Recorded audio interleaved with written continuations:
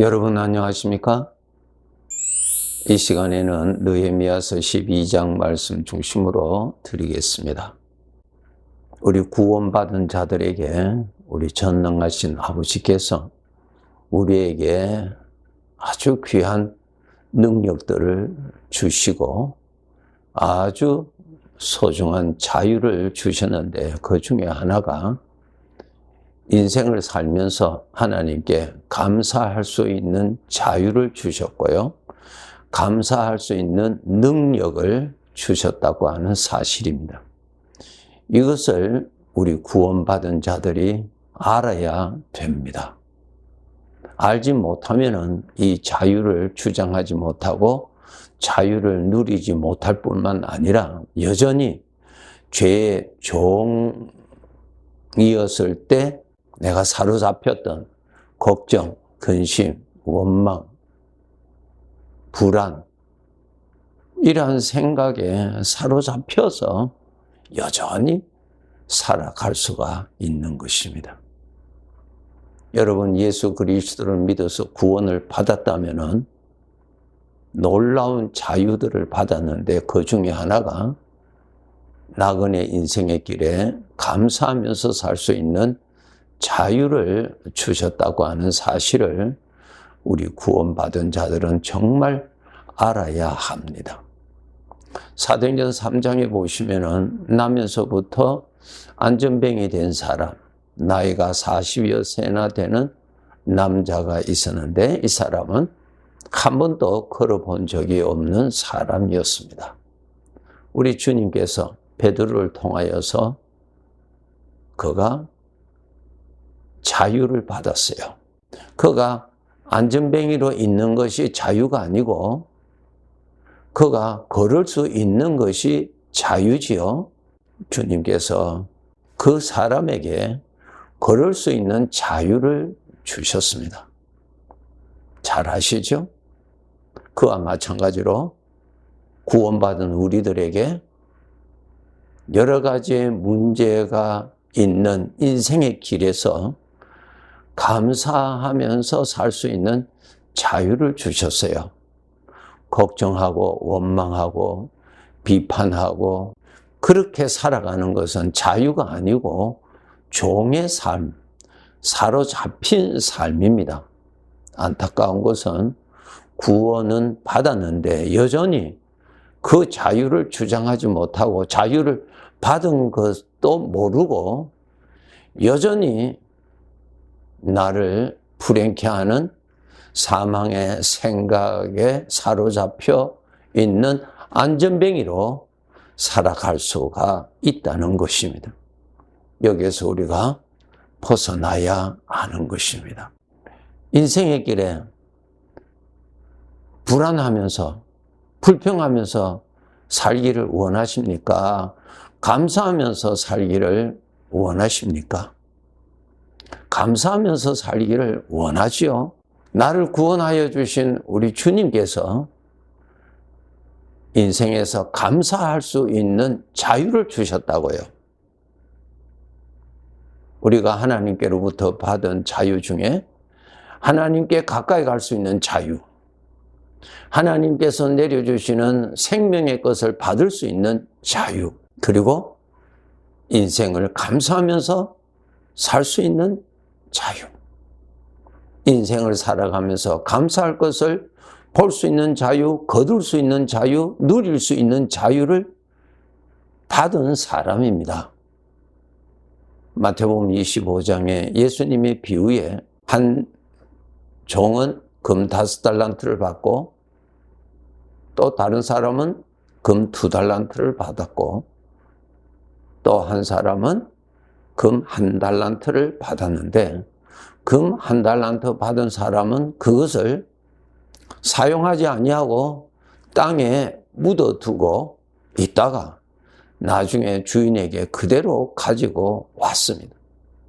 주인으로부터 크게 책망을 받지요. 마치 우리가 하나님을 아버지라 부르는 주의 자녀들이 자유를 받았는데 자유를 알지 못하니까 땅에 묻어두고 사는 것입니다. 우리를 자유를 주셨다는 사실을 하나님께서 말씀으로 알려주고 계십니다. 그러면 우리가 그 자유를 누릴 수 있다는 것을 알고 누려야 되겠죠? 예수님께서 한 회당에서 말씀을 전하시고 그 회당에 한편 손이 마른 사람이 앉아 있었습니다. 그 손을 쓸 수 없는 그러한 사람이었어요. 예수님께서 그 사람을 불러 나오게 하신 다음에 손을 펴라고 말씀하셨습니다. 손을 펼 수 있는 자유를 하나님이 주셨어요. 손을 펼 수 없는 그 병에 묶여있고 사로잡혀 있는 그 상태에서 전능하신 주님께서 자유를 주셨어요. 그래서 그에게 손을 펴라고 말씀을 하신 것입니다. 예수님의 말씀을 믿고 그가 손을 폈더니 굳어져 있던 그 손이 펴졌다고 하는 사실입니다. 우리가 하나님 아버지께서 너는 인생을 감사하면서 살아라고 하는 엄청난 복을 주셨는데 마치 우리는 너는 인생을 불안하면서 살아라, 불평하면서 살아라, 비평하면서 살아라, 근심하면서 살아라고 한 사람처럼 살아가면 안 되죠. 이거 우리가 깨달아야 됩니다. 예수님께서 이 손 마른 사람에게 손을 펴라고 말씀하신 그 주님이 누구세요? 주인이세요. 모든 것을 통치하시는 분이십니다. 그래서 주님께서 그 사람에게 자유를 주셨기 때문에 이제 네가 손을 펴라고 말씀하신 것입니다. 감사하면서 살 수 있는 자유를 받았으니까 여러분 이제 의식하시고 감사를 해보세요. 감사할 수가 있습니다. 여러분 감사하면은 가장 복된 영향을 받는 사람이 본인입니다. 감사하면은 그 소리를 누가 듣습니까? 내 귀가 듣습니다. 감사의 소리를 들으면은 내 귀가 그것을 듣고 그것이 내 마음에 떨어져요. 마음에 감사가 담아지는 것하고 마음에 불평이 담아지는 것하고 어느 것이 복입니까? 감사가 담아지는 것이 복입니다. 그것이 곧 내 생애의 복이 되는 것입니다. 여러분, 감사할 수 있는 자유를 받았으니 감사하세요. 그런데 우리는 이렇게 반문합니다. 감사할 것이 없는데 사방이 두려움과 걱정과 불안과 이러한 것으로 가득 찬데 무슨 내가 감사하겠느냐고 반문할 수 있겠죠. 그것이 곧 내 생각이 거기에 사로잡혀서 그렇습니다. 여러분, 자유가 무엇입니까? 내 마음대로 하는 것이 자유입니까? 자유가 아니죠. 내 마음대로 하는 것은 방탕입니다. 방탕. 나는 누구 간섭받지 않아. 나는 내가 좋아하는 대로, 내가 원하는 대로, 내 마음대로 한다. 그것은 자유가 아니고 방탕입니다. 방탕. 방탕은 멸망입니다. 불행입니다. 그럼 자유가 무엇입니까? 진리가 되시는 하나님의 말씀대로 생각할 줄 아는 그 생각이 자유를 받은 사람입니다. 아셔야 돼요. 죄를 따라 생각하는 것이 자유가 아니고 그것은 죄에 끌려가는 종의 생각이고 진리가 되시는 하나님의 말씀을 생각하고 진리가 되시는 하나님의 말씀대로 생각하는 것이 내가 자유받은 사람입니다. 이 자유를 여러분이 누려야 됩니다. 오늘날 구원은 받았는데 생각의 자유를 누리지 못하고 사는 사람이 너무 많이 있거든요. 한 번 더 말씀드립니다. 자기 마음대로 하는 것이 자유가 아니죠. 방탕입니다. 자유는 하나님만이 자유인데 하나님의 말씀대로 생각할 수 있다는 것이 내가 자유를 누리는 것입니다. 그거 꼭 아셔야 돼요. 갈라디아서 5장 1절에 그리스도께서 우리를 자유케 하려고 자유를 주셨다고 그러셨잖아요. 자유를 누리는 훈련을 하셔야 됩니다. 하나님의 말씀대로 생각하는 훈련이 꼭 필요합니다. 하나님의 말씀이 유일한 진리거든요. 진리대로 생각하는 것이 자유죠. 죄악된 것으로 생각하는 것이 자유입니까? 그것은 죄에 끌려가는 종이죠. 그 불행이죠. 오늘날 사탄은 사람들에게 내 마음대로 내가 좋아하는 대로 하는 것이 자유라고 하는 아주 저주스러운 사상을 사람들에게 넣어주어서 사람들은 스스로 불행의 길로 달려가고 있게 만든 것입니다. 여기에 우리가 속으면 안 되겠죠? 그래서 여러분, 예수 그리스도께서 값을 주시고 나를 자유하라고 자유를 주셨는데 자유 훈련을 하셔야 일상생활의 자유를 누릴 수 있습니다. 걱정, 근심하는 것 자유가 아니죠. 사망에 끌려가는 모습입니다. 그래서 평소에 기도하면서 하나님을 생각하는 자유, 하나님의 말씀대로 생각하는 자유를 마음껏 누리셔야 돼요. 자유해야 마음이 행복하고 자유해야 마음이 복된 것입니다. 죄의 종이 무슨 행복이 있습니까? 평안이 있습니까? 없어요, 여러분. 인생은 감사하면서 살아라. 얼마나 감사해요. 안진뱅이를 향하여서 예수 그리스도의 이름으로 일어나라. 얼마나 감사한 복이에요. 손이 말라 뼈가 굳어져서 펴지 못하는 이 사람에게 손을 펴라. 이 얼마나 복된 말씀이에요. 오늘날 만왕의 왕이 되시는 주님께서 우리를 향하여 너는 인생의 험악한 인생의 길에 감사하면서 살아라. 이 자유를 주신 것입니다. 여러분, 이 자유를 누릴 수 있도록 훈련하셔야 됩니다. 하나님의 말씀대로 생각하는 훈련을 계속하고 하나님의 말씀대로 생각을 하는 훈련을 통하여서 여러분이 감사하면서 살아갈 수 있는 사람이 됩니다. 작은 것부터 감사하세요. 감사할 것이 있죠. 캄캄한 밤중에도 하나님께서 별빛을 두신 것처럼 내 인생에 동행하시는 하나님이 계시기 때문에 하나님의 은혜가 있게 되어 있습니다. 내가 감사하면서 살리라. 내가 감사하면서 살리라.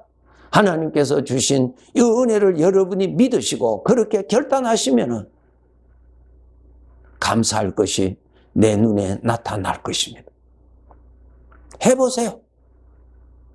감사하면서 살리라고 여러분이 작정을 하셔야, 결단을 하셔야 감사할 것이 눈에 보이고 그것을 거두어들여서 감사할 수 있는 사람이 되고 감사할 수 있는 자유를 누릴 수가 있고 감사하면 감사할수록 그것은 나에게 복이 되는 것이죠.